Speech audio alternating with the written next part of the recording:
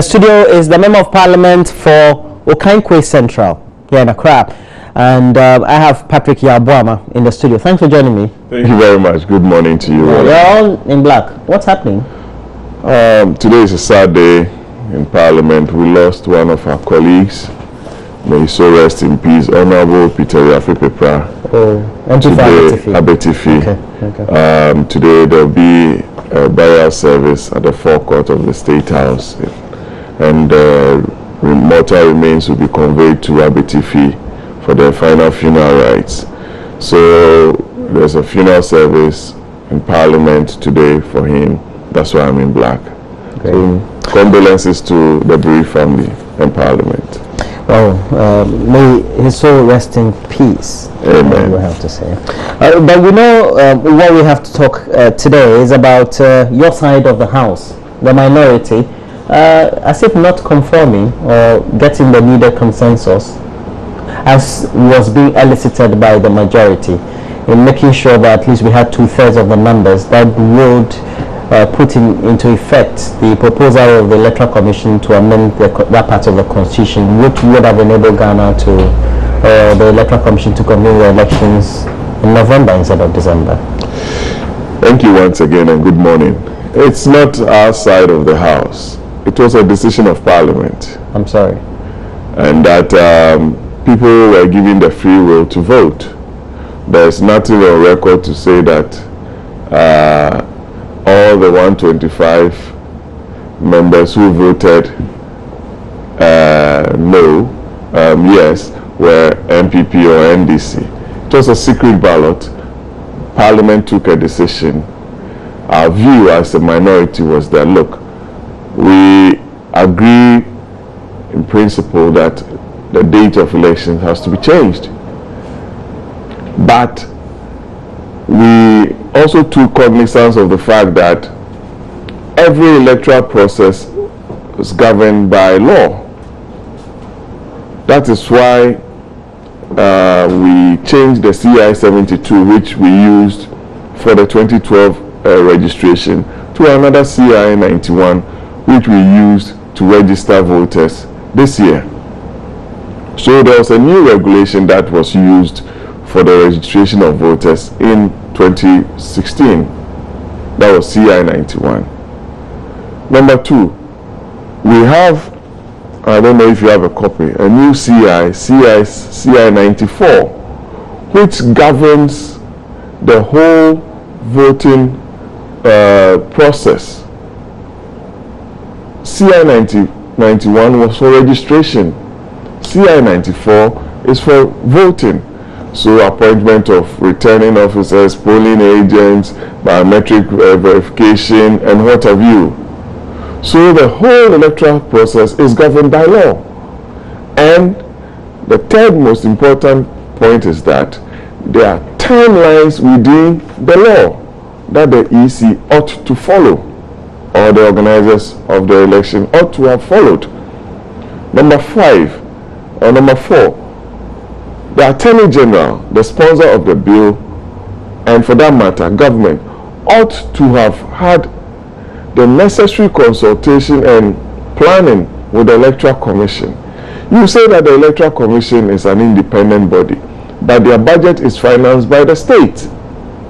So at every point in time, the AGs or the government or the entire government must be in tune with the processes that the EC was following, so that the government will not be embarrassed.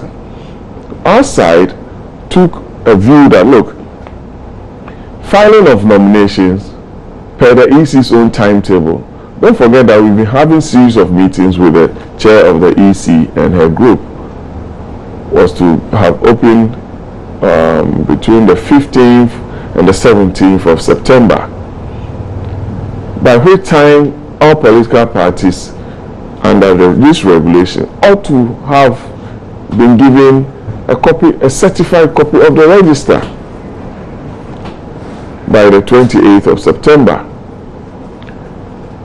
There are proxy voting, special voting, transfer of voting. All are provided for in this regulation. CI 94. CI 94, I will give you a copy. Forms that you have to fill to enable you transfer your vote, proof of residence within a constituency for 1 year. You ought to make a declaration. There are all schedules and forms that you have to fill within this regulation. Our view was that, look, given the period that we are in, today is the 22nd July. Yesterday was the 21st. Elections were supposed to have been held on the 7th of November. Could the EC have been ready with all the timelines in front of it? Our answer was no. 2, there are legislative aspect, administrative and financial aspect. EC presented a budget of 1.4 billion to the government to enable it to conduct a free, fair and transparent elections.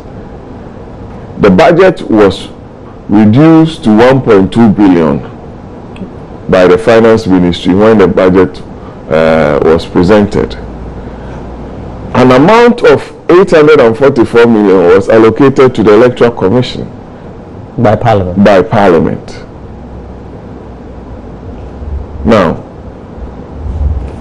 records that we have shows that out of the 844, as at yesterday, EC had received only 463 million. Meanwhile, the EC had requested for 600 and something million. It means there was a gap there. That was the initial request, yes, out of the 800. Yes. It meant that even the 600 that the EC requested, the state had not provided it. It was a source of worry. So our view was that, why do we rush and go and make mistakes so that people will have excuses? Having the decision of the Supreme Court in hindsight and the recommendations that the Supreme Court made, EC as a body ought to also train returning officers, train polling agents to be able to be conversant with this law, which has not even matured. Parliament rises next week. This law that we are going to use for the election has not matured, has not, if I say matured, has not met the 21 sitting day requirement under Article 11.7 of the Constitution. So our view is that, why do we box ourselves into a corner that will push the country into a chaotic situation? Because if you look at the constitutional amendment bill that the Attorney General brought, one of the reasons, if I may read to you,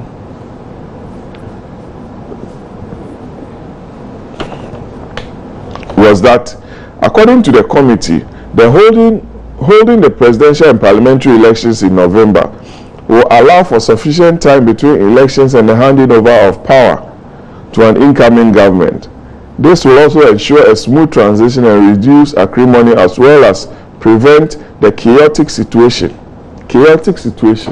So the purpose and intention of the bill, fine, but you ought to ensure that the regulations and the legal regime that will support this bill were in place. Don't forget that in 2008, in the NDC manifesto, a promise was made for a constitutional review.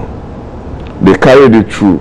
The late Professor Mills, may he so rest in peace, said in the Tamale debate, also reaffirmed his commitment to ensure that some aspects of our constitution will be amended. He put in place a review committee in 2010. The review committee, by the constitutional instrument that established it, that is CI 64, worked through Professor Fiajo and a group of people and submitted its report on the 20th of December 2011. So it means all the processes leading to this bill started as far back as 2010. So why are we now late with a CI for the election? So you believe we should have started earlier? Earlier. That is why. What year? We started this process in 2010. We are in 2016. So if you box yourself into bringing a CI and a bill to prevent a chaotic situation, then you haven't served the Up purpose. to now, the Committee on Legal and Constitutional Affairs of Parliament had organized a certain forum in which we had some of the stakeholder interested parties also available. I'm not talking about really political parties, but the various groupings. And there seemed to have been some level of consensus that debate was needed. Yes, consensus is key in the work of the Electoral Commission. Apparently the consensus was not deep enough. Oh, it could be deep, but consensus ought to be backed by law. Yes, you need a consensus for the parties, for the law to the EC, to be passed. They have a common platform, the IPAC. They agree, they prepare reports. Constitutional Review Committee will also bring a report and say that they recommend that the report be adopted. That is subject to the decision of the plenary. The plenary also took a view that, yes, you've recommended that we adopt your report, but has A, B, and C been done? You cannot drive your car without fuel in it. What will ensure that Ghanaians prevent, or the whole world sees that we are a serious country ready to prevent a chaotic situation, was for an LI to a CI to be in place, was for resources to have been made available to the EC, was for all the parties to have agreed the timelines which the law had was embedded in the law, to ensure that that chaotic situation was prevented. That, in our view, was not done. And we think to prevent any problems and to avoid anybody offering any excuses, EC ought to be given another 4 weeks to ensure that the law was in place, funding was in place, all the procurement that they ought to do, they've done it in accordance with law. Because mind you, EC procurement also has to go through the procurement process. Somebody could be aggrieved, could take the EC on for not going through the proper procurement processes. We as Parliament are a responsible group. We believe that we have to ensure that the proper thing is done to ensure that we have a free. As Parliament, are you worried that the outside issues, like the factors or perhaps maybe the happenings as to what's happening in court, and then the concerns raised by civil society, etc., could have also influenced Parliament in taking a decision, all albeit in the interest of the ordinary Ghanaian? I'm sure it did. The court of public opinion is very influenced you in your voting. My vote was secret. Everybody voted secretly. It did inform everybody on the floor that Ghanaians wanted peace. Ghanaians wanted the elections to be to take place in a peaceful atmosphere to ensure that the right things were done. People took cognizance of comments from civil society and from well-meaning Ghanaians, and it did influence our vote yesterday. Now, we see that we're reading political meanings into the voting, saying that the MPP and its representatives in Parliament then voted against this very amendment. And then, well, the NDC also voted for it. Do you think it's a fair phenomenon we saw following what transpired yesterday? Yeah, well, we belong to political groupings. And you have to make sure that you do things to save this country. And your party wants to save Ghana. That is what, because... Is that what you do? Your party wants to save Ghana? Exactly, because I think I've raised a lot of issues which make sense. That the EC's funding was not in place, even though they've received assurances from government. Okay. We just have 10... The law to ensure that all the timelines that the electoral process ought to meet was not in place. Those are critical things that, as a responsible group in Parliament, we needed to safeguard. Okay, we have 10 minutes now. Let's do this conversation before we wrap up. This subject about the ongoing display of the voters register alongside the re-registration of those who may have registered the first time and to have their names deleted with NHIS cards, so to speak. What do you make of the ongoing exercise? Well, thank you, Roland. It's one of the duties of the Electoral Commission. If you look at Article 45A, that they ought to compile the register and revise it at such times that they may deem fit or as provided for by law. We've gone to register, or we did register in 2012. That register was used for the general elections. A lot of things have happened. Court decisions, people have moved from one constituency to the other. We've lost some people. So that revision ought to be done. In 2014, there was limited registration for people who are 10, 18 years, and also for people who did not register in 2012. In 2016, the same process took place for those who are just 10, 18, and those who did not get the opportunity to register in 2012, 2014, and also in 2016.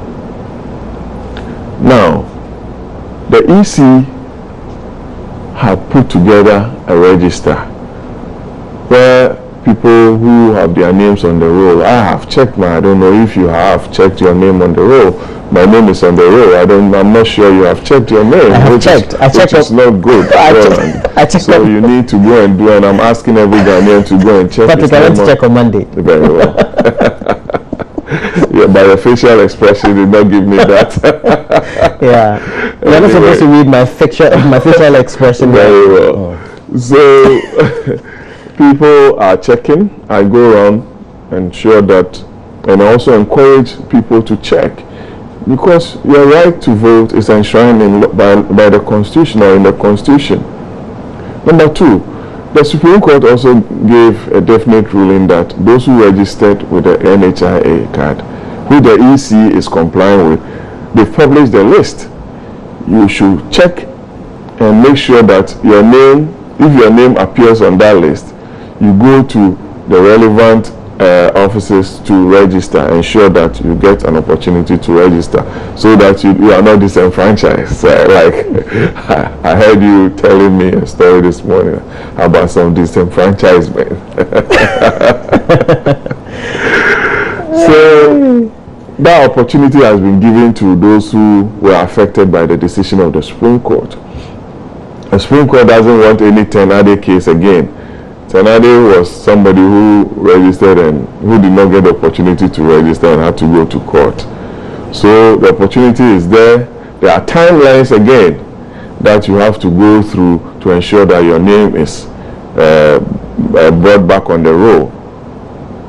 You see, when all these things are put in place, it means that a register for the election will have to be prepared and certified and distributed to the political parties in time. And with all this going on, do you think the EC would have been ready, having in mind this 56,000 plus names that have to re-register, that is if they are in existence? Failure on the part of government to release the necessary funds for the EC. 3, the CI not being in place.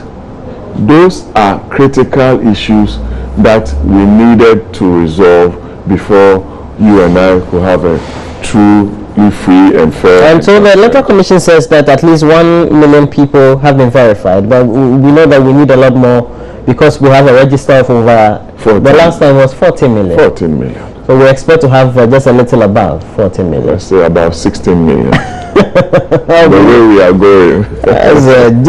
But then everybody then needs to go and check and see whether. Open the page. But do you think you so far been satisfied with the communication or the education of the general electoral population before the whole start of the program and within the process of the program in itself, and so you're satisfied? Multimedia registration. With the work of the EC. That is display and people go check your names. Well, the EC's mandate is also to educate voters and also advertise their programs and activities. I don't think we are seeing a lot. There are about 300 and something radio stations. EC, if they had the money, that's why we have a problem, would have put in place adverts on radio and TV, social media, and also to make multimedia rich by putting in a lot of adverts so that you reach out to people who who might not have heard of the EC's program and activities, for people to go and check their names on the roll. So I think EC has a lot of work to do. Madam Charlotte Osei and her team, Ghanaians are counting on them. The whole world is watching Ghana. We cannot make a mistake. We have to get it right. We have to get it right. Now, my last question, then we'll wrap up. I heard some commentary by some MPP members indicating that looking at the wave of the names that were deleted seem to have been clustered in some sectional areas in the constituencies, which seem to give an indication that perhaps electorates who usually had some MPP affiliations or were also targeted in the deletion. Is it here's an official MPP position? I'm not saying it's an official. I said I've heard some MPP members. I can only comment on statements officially made by it's the... It's not an official statement. So then it's a hearsay. And I don't. You mean they are being speculated? They're speculated, and I don't think MPP has made that statement, for which I would want to comment on. Well, thank you very much. Thanks for passing through the studio. And I know that you have a funeral, so I wanted to leave you early so that you go and participate in the funeral. Thank you very much, and good morning again to my constituents. I wish them a happy day and a lovely weekend. Thank you.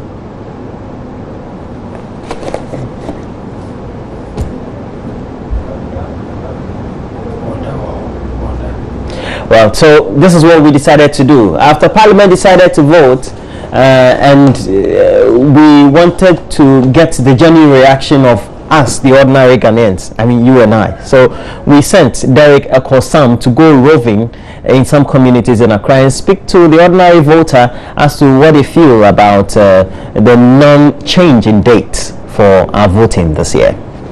So initially we all thought it would be November 7th for the election date, but when Parliament met on Thursday, they voted against. They said that we should still stick to our December 7th election date. I want to speak to people on the streets, ask them, did they have plans of traveling after November 7th? What do they make of the change in date to December 7th? Let me speak to this man right here. So tell me, what do you make of the change in date, that we have to stick to our original December 7th? I like it. Personally, I like it. Why do you like it? Because we are not ready as yet. Because even the re-registration and checking of these things, people go there and they tell them their names have been deleted. I know somebody who went there, he was told her name has been deleted, but in actual fact she said she didn't use the NHIS to register. So I think we are not ready. Okay, you think we are not ready, but hold on, I'll come back to you. What do you make of the change in date? It is very bad for the dates which have been rejected, because there's a lot of people who are planning to travel outside the country, and others who are also trying to come for the November 7th. So I prefer that the day should be come earlier than, because 7th December is very closer to Christmas facilities, so many things. But tell me, did you have plans yourself of maybe traveling after November 7th? How does all of this affect you? Actually, I don't have any plans to travel, but because of the Christmas facility, when it gets to December, a lot of people, the things are in rush. Runoff and all this thing, change of government agency. So I prefer that the day the parliamentarians should sit down and then we go and vote for the November 7th. But it's always been December 7th. So the November 7th would have just been a change, but in your mind, it's always been December 7th, right? Yes. So, but you were thinking that things would turn around, and then we would have had November 7th, so we would have had a lot more time to prepare and then enjoy the Christmas, I guess. That is it. Okay, so the others who think that we should have stuck to the November 7th date, because for them Christmas is closer to December 7th, and so the change in date would have been running our elections every day in December, and we celebrate Christmas. So I think it's okay we go back to our former date. You sound like in your subconscious mind you were sure that we would never have voted on November 7th. It would have always been December 7th. I know we cannot vote because, as I told you, the EC has not finished the programs. When are they going to? When will they finish this thing? When July is ended, so we are left with only August, September, October, 3 months. I think they cannot do it. 3 months, that's about 90 days. That's a lot of time to get things done. Not a lot of days. You think so? No, really. We are not ready. We are not ready as yet. The voters exhibition is going on. Have you gone to verify whether or not to my name is on the register? Oh, so you are ready to vote on I'm ready. Whether even if they say tomorrow I'll vote, but I like the postponement.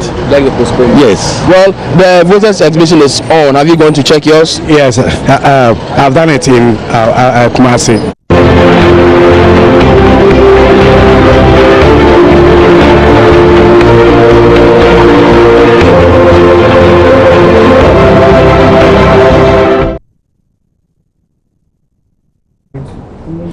Well, so now let's look at this. The Ghana Integrity Initiative and Star Ghana, they are embarking on a project, the election call, and it is to make sure that we deepen the discussions as to what they are.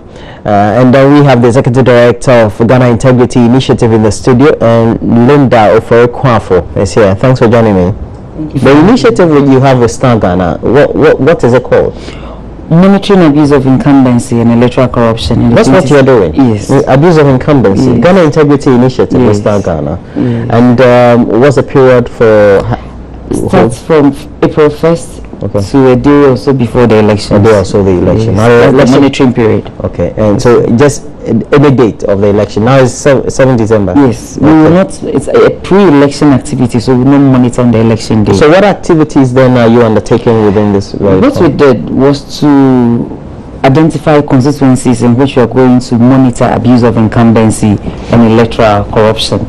And so we trained citizens who have done this work before in the past and new ones, and then we gave them indicators for monitoring. So we've done this work in the past. I think 2012 we did it. 2004 CDD did it. So it's not something new. It's not only Ghana Integrity Initiative. I have to say it's a coalition. So Ghana Integrity Initiative, CDD Ghana, CIMAC, and Ghana Anti-Corruption Coalition. We are working together to make sure that we minimize abuse of incumbency and electoral corruption in the 2016 election. Wow, yeah, interesting. What benchmarks were you having or have you set to monitor what abuse of incumbency is? Yes, we are working in about 20 constituencies and also in the states, about 5 or so state media.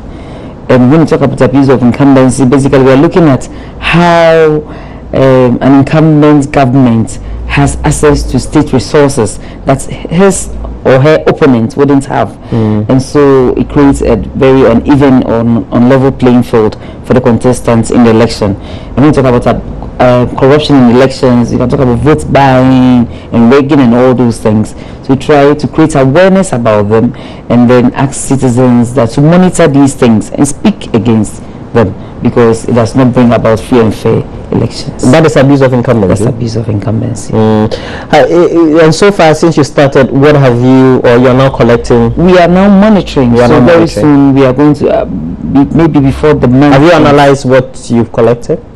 Yes, we are still doing that. You are still doing that. What have you noticed so far as far as abuse of incumbency? It is not new. The things we have seen them in the past elections, and it's unfortunate we have our politicians still doing the same things. When you use state resources to engage and back on campaigns and all those things, we actually know of the president accounting to the people tour. People are saying it's abuse of incumbency. This is not.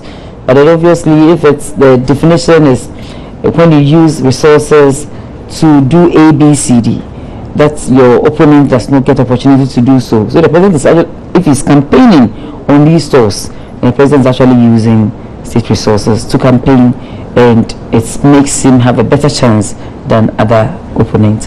When it comes to vote buying in elections, for instance, you know the politicians do it all the time. In the 2012 elections, people were given searchlight dishes and TVs and all those, and that's a lot of money. If you pump all these monies into the election, then you realize it's not good for us as a nation. Always gone after every elections, we are broke. We have never wondered where the monies that politicians use is coming from. But because Star Ghana is not only supporting us, come July 27-28, there's going to be a learning event where all the grant partners, all beneficiaries in the election call are going to meet at Novota. I think it's now called Accra City Hotel. Yes, we're going to meet there to discuss our project that we're implementing. Star Ghana is supporting over 30 organizations this year to conduct activities related to elections. So we have the Legal Resource Centers, CDD Ghana, Social Serve in the Volta region. Lots of organizations are going to be there where we share experiences, our challenges, our difficulties, and then Star Ghana also create a forum for us to meet with other stakeholders. For instance, if we are doing a project and the political party says that we're not going to work with you, ABCD, Star Ghana will be able to create a conversation around the subject, the difficulties, and then we would be able to work together to get the intended results. Generally, in most of the communities you're operating or perhaps undertaking the monitoring in, is it because perhaps there are genuine needs, and as a result of that, there's that acute levels of abuse of incumbency? It depends. I think the politician takes advantage of every situation. Because I'm asking this because if they need a borehole and they happen to have provided a borehole close to the election period, would that be an abuse of incumbency? It is abuse. Why didn't the government provide the borehole over the 4-year period?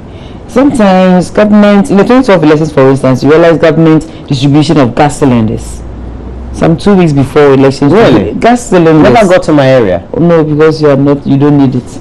So if government does such things, when we turn public events into political party campaigning, it's an abuse of incumbency. And when opposition, it's not only even the president, even incumbent MPs, so it might be on the other side, but if in your constituency or any other political party to use the assembly hall of you're also abusing incumbency. Sometimes people think that we are only talking about the president abusing. No, but even incumbent MPs who belong to the other side can also abuse. Yeah. But there are instances that the opposition even tend to also use the space and the leverage in which they are to create some kind of disaffection and some level of animosity. That's what What kind of abuse is that? It's also abuse of incumbency. Really? When you're opposition? Yes. We have two kinds of abuse. You have coercive abuse and corrupt abuse. Corrupt abuse is when you are using state money to fund political parties, buying votes. That's the corrupt. That one is clear corruption. But the coercive is when you are preventing your opponents from having access to. So if I'm for instance, I'm an MPP MP in the constituency, and then because I've been there for ages, I disallow. It's your stronghold. Then nobody can even have access to the things. Coercive abuse of incumbency. Okay. But the last question that I want us to look at before we go for a break is, why is it that you, the NGOs and think tanks, etc., you do the monitoring only prior to the election or even closer to the election date, and then you have to bring your final report after the election? It doesn't make us learn. We will not bring our report after the election. It depends on the activity that you are implementing. If you are undertaking this a day before the election. No, we are going to launch reports every 2 months, so you get to know what is happening. Actually, it's also, we have a naming and shaming aspect of a project, because if I tell you abuse of incumbency is wrong, and then I give you evidence to show that people are engaging in abuse of incumbency and engaging in corruption, if you're a citizen, it can actually even inform you on how to choose. Since nobody wants to have a corrupt MP, you wouldn't vote for somebody who's doing that. Well, that's great. And so, have you started doing the publications already? No, July ending. Yes, July ending is next few days week. away. Okay. We wish you all the best. And that's the Executive Director for Ghana Integrity Initiative, and Linda Ofori-Kwan for giving us the understanding of the initiative they have in partnership with Star Ghana to make sure that they monitor abuse of incumbency. The program started way back in April, and by the close of this month they hope to issue their first report in which there will be indicators as to which areas, which people, which parties really abuse incumbency, so to speak. And now we've also learned that we have two types of incumbency: corruption or corruptive, as well as coercive abuse of incumbency. Great learning this morning. I hope you're also learning too. But if you have not gone to check your name on the voters register, which is being displayed, please make sure you do so. And especially also, you can text your name, or this is what you need to do: you text your voter ID to 6363. 6363 will get you a feedback as to whether your name has been deleted as being among those who registered with the National Health Insurance Scheme cards way back in 2012, and so you need to go re-register. Please make sure you do that. It's a service for you and a service for Mother Ghana. Right now we have to take a break. When we come back, Becky will be here with a lot more entertainment. I hope you've been enlightened. We're taking a break. We'll be right back.